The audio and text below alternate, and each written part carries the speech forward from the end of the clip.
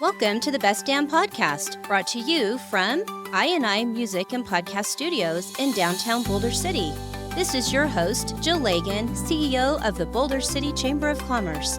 In each episode, we will highlight what makes Boulder City, home of the Hoover Dam, the ideal place to operate your small business, explore world-class tourism attractions, and discover why we are the perfect place to live and unwind.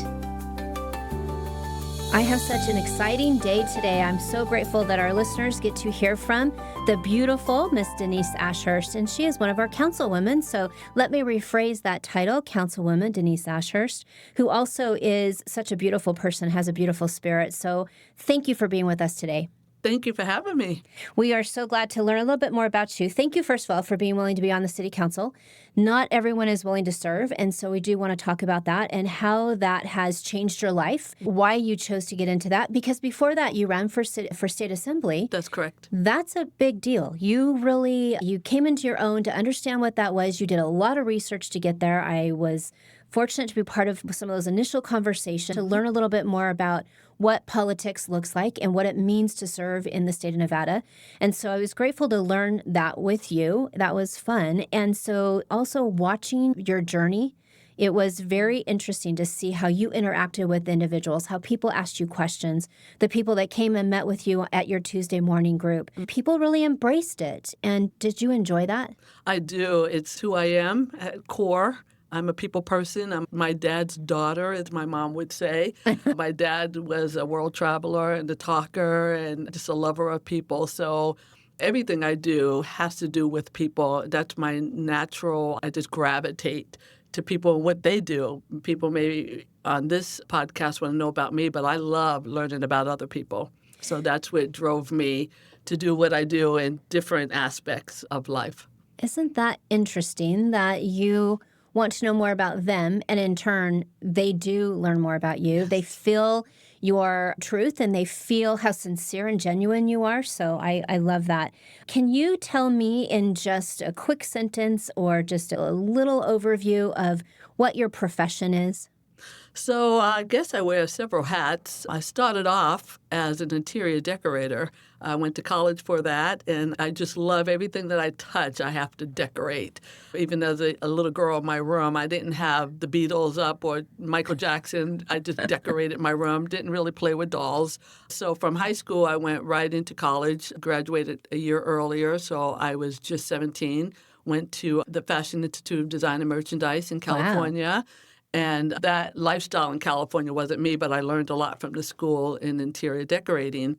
So I went back home to Yonkers, New York, and I needed a job because I wasn't making any money in interior decorating. So I went to work with Down syndrome children. Oh, I did not know it. that. Fell in love with Down syndrome children. Just that extra chromosome of love that they have. I always say I wanted to be a physical therapist, and that led me into the Air Force.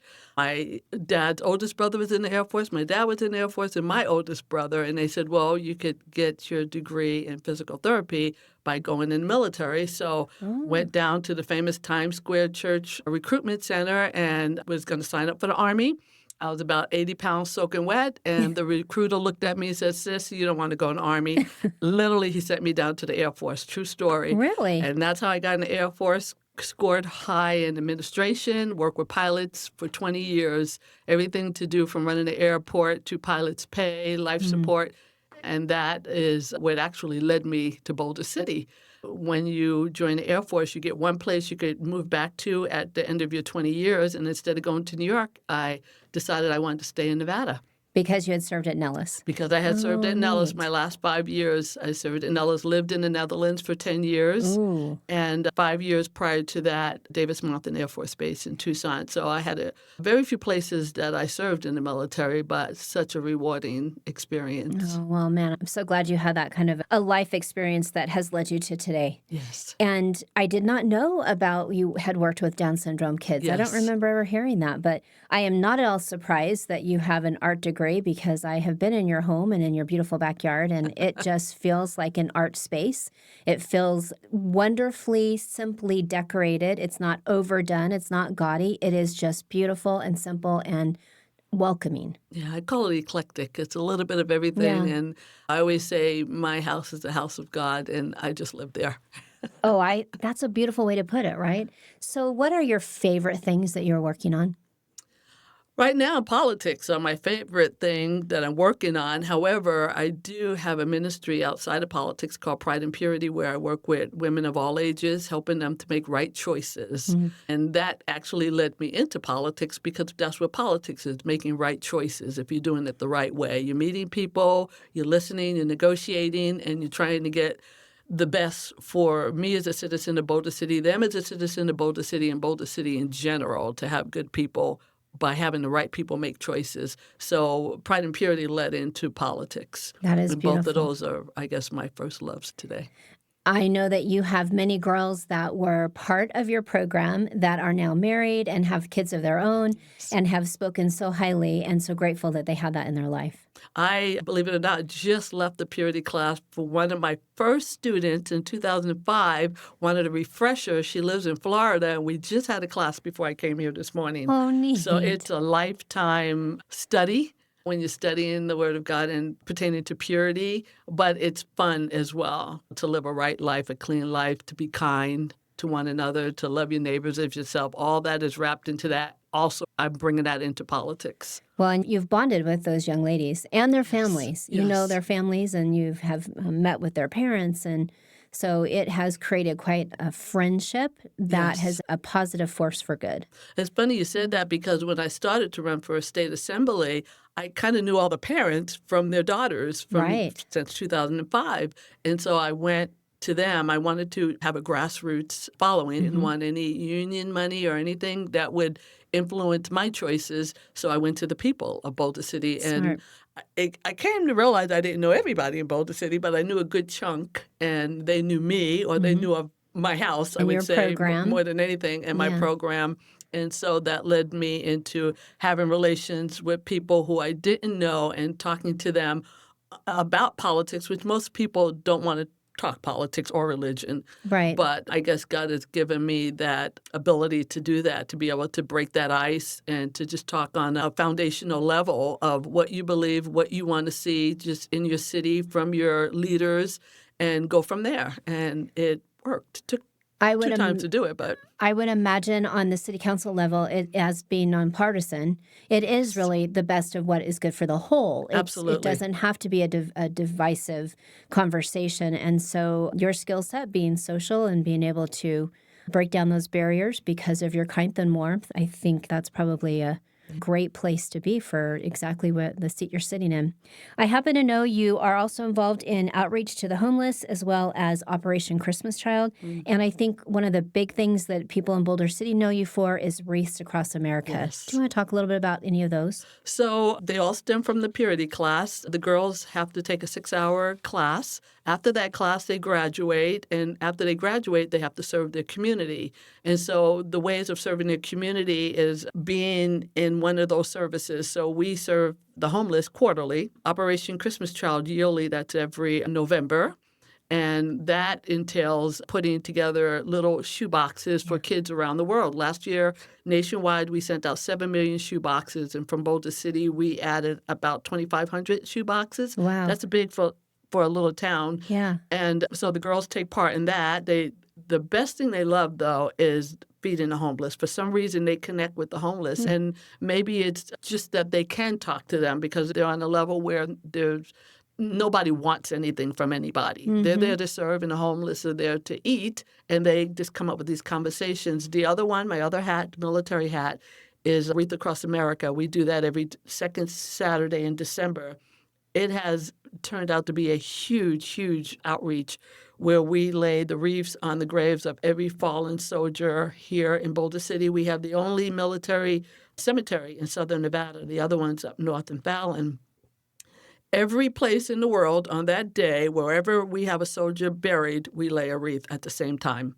So Wow. it's bigger than just Boulder City or Nevada. It's worldwide. And that the kids mainly, I think that's probably one of the biggest kids events in Boulder. They come out, whether they're ROTC, Boy Scout, Girl Scout, all types of different organizations. We have a young ladies organization from Las Vegas who comes out every year now, about 5 years, who helps us lay wreaths. And it's just the community comes out. It's a beautiful time. Those who are listening, if they haven't participated, come out the second Saturday in December. The wreaths are $15, but we always have donors who buy wreaths, and we always need help laying them. Very So good. that's one of the things that the girls do in serving their community. Also, with the Women's Medical Resource Center, we help those who want to make right choices in keeping their children, and we work with them as well. That is awesome. I was thinking as you were speaking about the kids enjoying being with the homeless, it's because they see the end service, right? Yeah. They Yes. know who they're serving. It's great. Okay, children are going to need these, but when they can physically put a warm plate in front of a Yes. person and see that gratitude and be able to look in their eyes and have that connection, Yes. there's something to be said about that. That's really important. Oh, absolutely. And I actually did not realize that groups could purchase those wreaths. I Oh, didn't yes. realize there was a dollar amount that was involved. So Yes. I'm glad to know that. And actually, it went up to $17 inflation, Okay. but we're trying to get the casinos to. We have over 30,000 graves, and I think we lay maybe 13. So we have a little ways to go, and we're trying to get more people to get involved, more groups to get Yeah, involved. that is phenomenal. What a great And concept. if you're a nonprofit, $5 goes back to the nonprofit. Oh, So it's wow. one hand washing the other, and the money continues to serve the community. Wow. Yeah, we need to be doing more to talk about that. Absolutely. That's a great project. Maybe we need to talk about that. Come back on another podcast Sure. closer to the holiday season. So I would imagine that with all of these things that you have going on in your world, you've probably had an aha moment. Have you had something that has just hit you that just made you go, man, yes, that is why we do what we do or why I'm here? Okay, and the aha moment in that was, again, when I retired from the military and decided to live in Nevada. I wanted to find a good church home, and I went to Calvary Chapel, Green Valley. We had our first picnic here at Bicentennial Park. Oh, neat. And the aha about it is that it reminded me of Yonkers, New York. Now, Yonkers, New York is a lot bigger. It's the third biggest city in New York State, but it's community-oriented. So I grew up around my mom and my dad and my cousins and all that, and Boulder City just reminded me of that. I bought a house to where I could hear the high school band right in back of me Yes. play, and it just felt like home. And even till today, I've been here almost 21 years. When I come over the hill, I feel that aha moment, like, gosh, I'm glad to be here. Yep, I know that Special place. you are not alone in that. There are many people who feel the Absolutely. same thing. Okay, so that's your aha moment that has been life-shaping. I would imagine you also have a funny moment. Have you had something funny that has happened? I know that you had talked a little bit about your Air Force career and having I did. Yeah. This is really funny. So when I went into the military in the Air Force, I worked at a place called Base Operations. So that's where all the VIPs come in. You're literally on the tarmac. You're welcoming in, whether it's the president, the generals, or whatever, and there's a VIP room that you bring them in. So you also have other duties like mopping the floors at night. I worked Oh, with the geez. night duty. But one of the things was you had to pick up coyotes off the runway or any kind of FOD, what they call it, foreign objects off the runway. Oh. So it was late at night. I guess I was bored. I went out in my car, and I worked right under the control tower with the weather.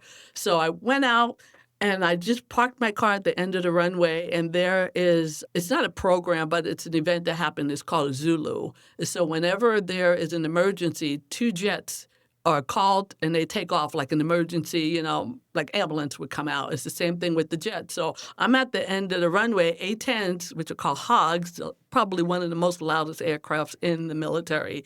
I'm sitting at the end of the runway, a Zulu mission gets called off, and the tower is like, Denise, are you sitting at the end of the runway? No, I'm not supposed to be at the end of the runway. These jets come out, afterburners, my car's moving up and down. I knew I was going to die, literally. I mean, I'm not even 50 feet away from, this is almost a miracle. I Oh kid my you not. gosh. I turned my lights off, inch back into base operation, and the tower called out, "Were you out on the runway until today?" I said, "Nope, wasn't me." That was a crazy, crazy moment. Oh my gosh, how I don't think scary. anybody has been in back of two A10s with the afterburners going, Oh my gosh. and the car was just rocking. It was crazy. There's got to be Crazy. reasons why you're not supposed to be out there. I'm here today for some reason. Well, somebody was protecting you on Absolutely. that particular night. I bet you went back in just to mop the floor. Oh my gosh. It just, I don't know. It was crazy. So I'd like to know a little bit more about the process that you took to get to the place that you're at now. So did you find joy in the campaigning part of working to your position? I'm not exactly sure why I'm even asking that. I would assume no. I would assume that's a lot of work and it just seems exhausting. And I don't do well with confrontation. I don't do well with rejection. And so, but that is exactly daily you had to deal with that. And so did you enjoy that portion of it? I enjoyed it. I enjoyed every minute of it. I love people. You know what I really like, and I bring this from the Air Force, is negotiating. Oh. I love to get in front of someone who does not think the way I think, whether it's religion or politics or whatever, and I like convincing them that I'm right because I am right. And I know that I'm right on certain things. I'm not right on everything. But I love that interaction, and I love to see the face melt. I'll give you an example. I was at I think it was Art in the Park or something. There was a gentleman there who was doing climate control type thing. And he started talking to me about climate and all this stuff. And I looked at him and I said, climate control. I said, well, the Bible talks about end days and different things. And he just looked at me and he said, I can't believe that you're even talking to me about this, because usually people don't talk to me at all. But I gave him the opportunity, the space to say what he had to say, and he gave me the space, and we kind of met in the middle. There is events that will happen according to the Bible, more earthquakes, and I mean, if you read the Bible, it tells you these things are going to happen in frequency. And he was saying the same thing from a climate change perspective, and I just brought him to a biblical perspective. Right. And we ended up talking, and that's what I like to do, and that's what I run for politics, because if I could be kind and bring my argument to them, we could have a happy medium. And that's what loving your neighbor is about. It doesn't matter what religion they are, what color, where they're from. There is something we have in common, kindness, and everybody has it if you bring it out. So I like to bring that out in people, and as well as you. I see you interact with people all the time, and do believe it's a gift that's given from God, that we can talk to people and find that happy medium. So I knew that politics for me wasn't a job, but it was a service of bringing people together. I love the idea of learning from somebody else as well, right? Absolutely. So to understand their side or their perspective and to learn from that. I remember this has been many, many years ago, several council people in the past. There was a particular gentleman who unfortunately has passed away now, but he was kind of described as the devil's advocate that was on that council. But I loved going to council meetings and hearing his version, because there were many times that you get wrapped up in this is it, this is it, this is it. And you're like, okay, I bought into this. But then he would make a statement that I'd go, oh man, I never thought about that. And I found so much value in listening to him, whether I completely agreed or not. But I also started seeing other council members would wait to hear what he had to say. And then after he spoke, they would, oh, okay, well, let's consider that. Or at least the dialogue would change from I'm right, to there's another way to think about this, and allow our minds to absorb a little bit more than what we thought. Right. Being open-minded is needed, I think, in every profession, because you're not always right, or there can be two rights. Right. And maybe you'll come to the point where you could agree to disagree. That's a right. That's when you true. think about it. Well, and sometimes they truly believe they're right. Absolutely, yes. And so deep down, they feel like they're doing the right thing on their side, but it's based on the information that they've been given. Right. And so if I can be given the same information and then weigh all of the information before I make a true conclusion, I think that's a little bit of a better method. That's wisdom. Yeah. It truly is. And I didn't have a whole lot of that growing up, so I'm finally starting to catch on. My mom and dad would be so proud. I know, right? So you shared a little bit about your first job, but it sounded like you did something with an art process, an art cart or something as your very first job? Yes. So it's funny that came up. So in New York, you could work I was born in 1956, so at 12 years old, you could get working papers. Oh. And I got my working papers at 12 years old for summer jobs. But you had to have working papers, and they literally take Social Security out from that moment. And I got the document that shows way Really? back then. Yes. And I got to work at a museum on an art cart. And the art cart was a van that went around the inner city and it brought art and books to kids. So Oh. kids would come on an art cart and we'd have the little side panel that came out on the RV-like vehicle and they would draw or they would read. And it was just getting kids involved in reading and making the right choices. Even way back then, I didn't know that I'd be doing that today, but it was giving them something to let them know what their worth were, even though they were raised in the inner city like I was raised in the inner city. So that was my first job on the art cart. Oh, I love that. Yeah, it was really neat. I know that in Vegas they've got a bus that does books I and saw that, takes yeah. books to children in some of the different neighborhoods. And I just think the world of the people who ride on those buses and provide those services.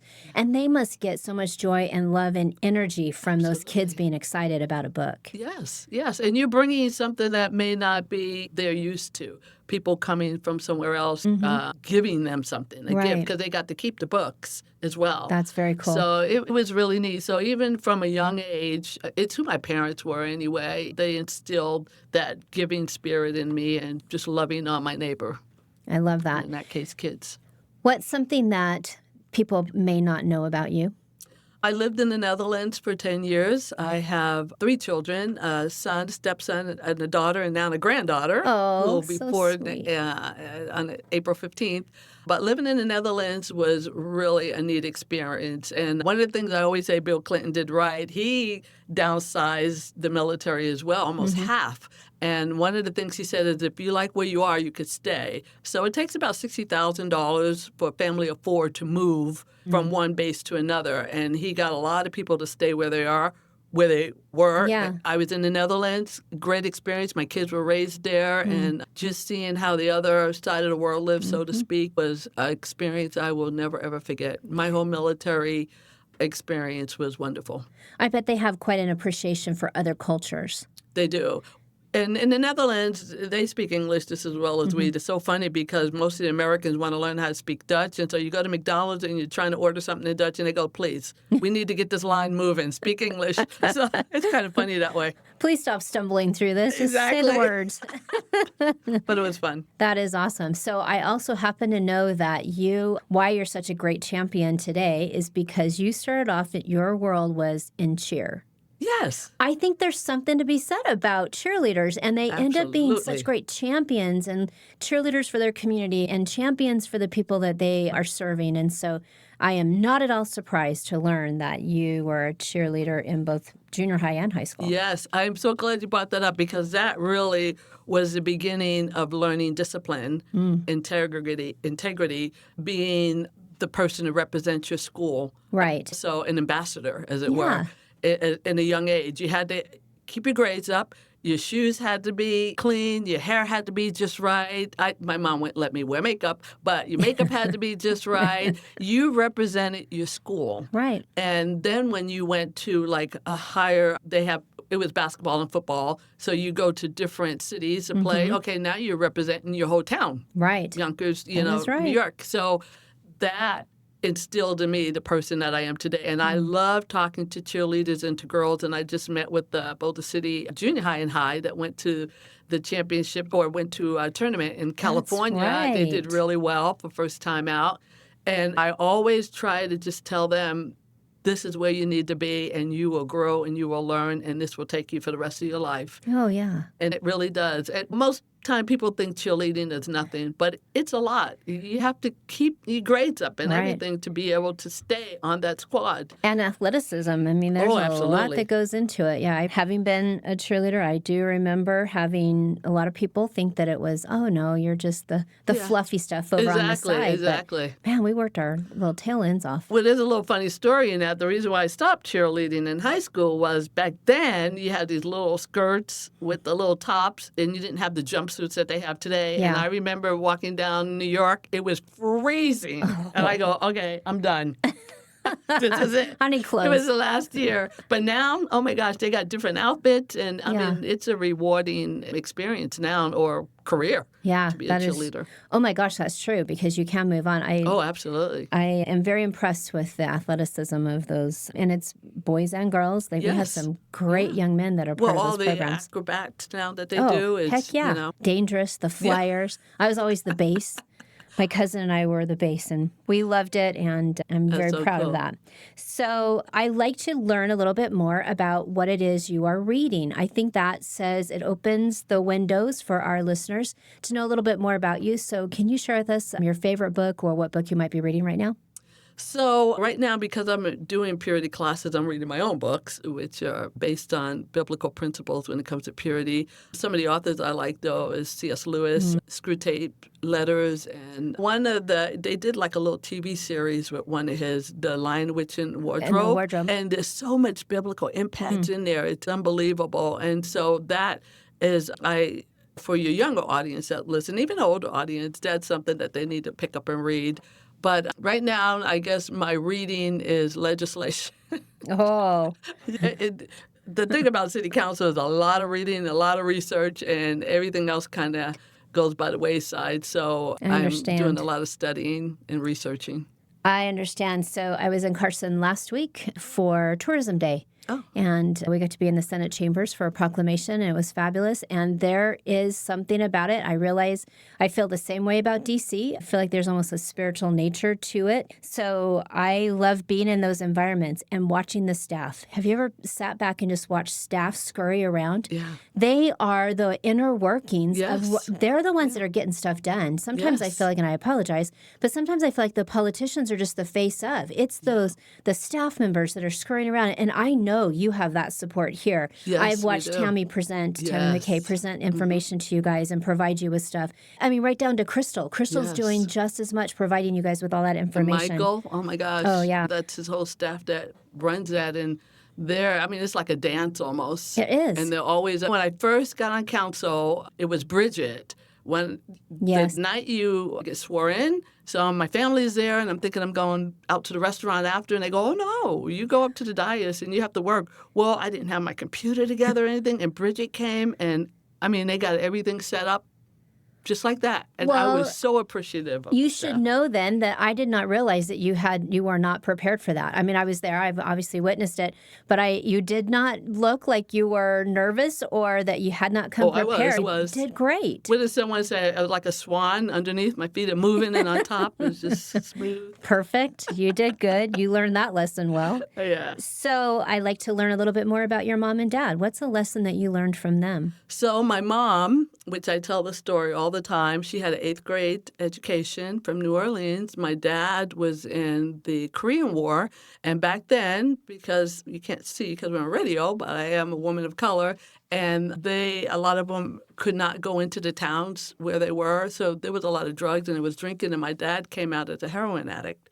But he was a working addict. He literally was the janitor at my high school. And people would say, aren't you embarrassed? And I go, no, my dad's working. I had my mom, I had my dad, which a lot of people in the inner city didn't have. Right. They raised me the way that to be the person that I am now. My mom, with the 8th grade education, saw that she had a husband with addiction. She got her GED and became a nurse, and she Wow. worked at a convent for 40 years. And actually, I think it was almost into 50 years because they would call her in after she had retired. Wow. So, and my dad died at an early age at 56, but he left my mom a pension that she lived off of until she died at 86. Wow. So this is the stock I come from. I bring it to my purity class. I bring it to my life.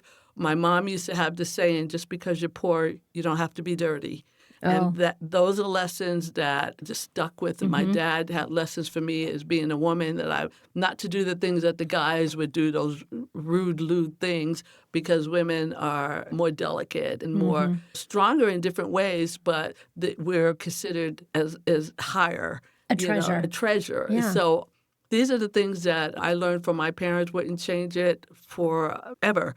And my dad, when my mom died, we found out my dad was in the first integrated regiment in Boston. Wow. And we have the picture, and I display that all the time. I just did a Black History with the council and showed the pictures so you could go back and see them on YouTube. But we found that out about them. So rich history. They're both from New Orleans, Louisiana. And so my mom has a Cajun side on her, French, Black French. And How so, cool is that? Yeah, so there's a lot. Our parents, they tend to be quiet during those times. They don't want to talk about hardships and things like that, but they always wanted better, just like we want better for our children today. And it's funny because things have changed a lot today where we want our kids to be even better than the way things are morally. That's right. In that sense. That's I absolutely try true. to instill that into my kids. Well, I am grateful for your mom and dad because they created such a beautiful lady. Thank so you. Thank you very much. Okay, so for our final question, I always have to ask, we love to know a little bit more, kind of almost a testimonial of your experience with working with the Chamber. Can you kind of share a little bit? I know that you've had quite a bit of experience with the Chamber. Well, I've been with the Chamber, I would say, since 2005, I think. Yep. Somewhere along this, a long, long time. Worked with you, which has been just a joy of my life because you and I, it's just like we're on the same plane in the sense of our thoughts and what we want to Yes. do. And the Chamber, I didn't know how much you guys do in the background. When you're younger, you don't hear about Chamber of Commerce. Right. That's like for the older people to do. That's but right. you guys are involved in so many things, and you bring the community together, especially you specifically. And I'm not saying it because we're on this mic, but everybody knows who you are except the guy at the VFW this morning. Upstairs. Sorry. I'll introduce myself. You can cut that out. But, you have a presence here in Boulder City, and I'm not saying people join the Chamber because of you, but you're a big part of it. And the Chamber just has so many tentacles that are out there in every little thing that I think without Chamber, I think every city has a Chamber of Commerce. Pretty much, yeah. Some rural communities do not. In fact, that's something here in the state of Nevada that we're really trying to work on. There's a new state chamber, but also the work with GOED, Governor's Office on Economic Development, and with the Main Street program. And the Main Street program is a great program. I'm excited about what you got coming to Boulder City. In fact, they're working on today, Matt Hess and Urban Jungle, they're working on doing the sign installation for the welcome to historic downtown. So Main Street has got a lot happening, and it has been a huge asset. And I just got back from the Main Street Conference in Philadelphia, and there's so many grant opportunities and things that will be coming our way because of some of our efforts and that networking across the state. So, well, you're that cohesive part of the city that brings everybody together in the Adventure Center. Oh, yes. Can't wait for that. I mean, just sitting down with you and talking about that. And you're working with the new Railroad Museum that's coming in. So we got a lot of stuff coming down the pike. So, Councilwoman, this is putting on that hat. So I was talking with Michael, and we were kind of doing a little bit of a tally. By the end of 2026, we will have seen the investment in the Railroad Museum. We'll see the $5 million that went into the road in front of that. It's about 26, I think, or 27 million that goes into the building itself. The Adventure Center will be close to 3.2. And those are federal, state, county dollars. Then some of the work that's going to be taking place on the historic district, on the streets and those street improvements, and some of the additions that'll be happening there. So the dollars that are going into that, and then some of the just private dollars that are going into the community, private investors that are got some new projects coming down the pipe. We are looking at over $75 million of investment into this community by the end of 2026.